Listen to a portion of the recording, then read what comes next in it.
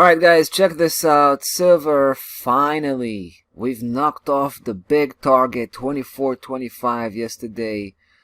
What a nice move we're just coming out of. I mean, it hadn't been a smooth ride. We've been shaken off this move, right?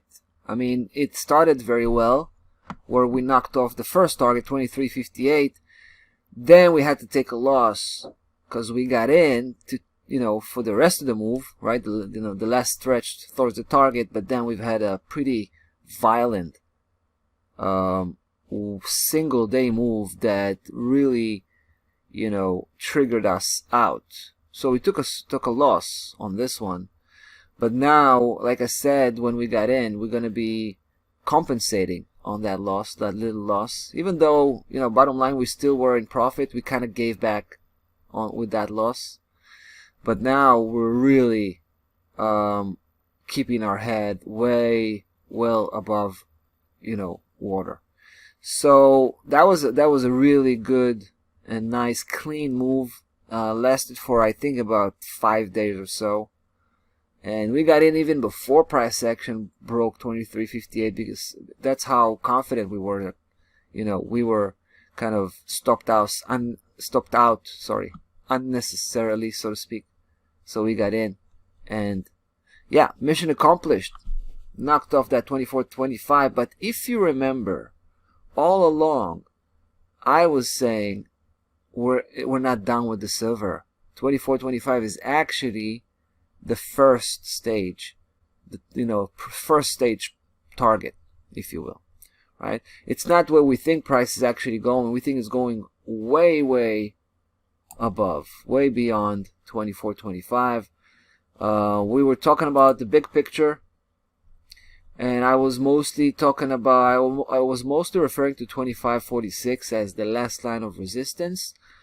I think it may, it may present some problems for price action. Although, even though I believe, they're going to be temporary problems, right?